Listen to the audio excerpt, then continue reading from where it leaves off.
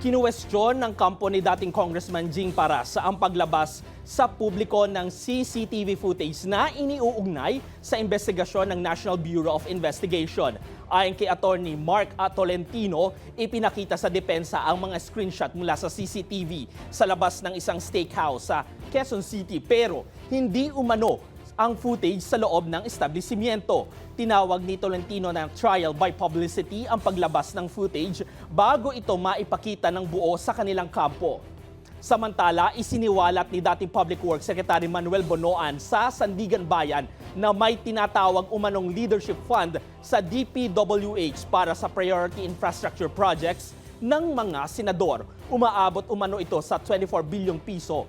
Napag-usapan nila ni dating Senate President Juan Miguel Zubiri ang mga sakop ng pondo at may discretion umano ang Senate leadership sa alokasyon nito.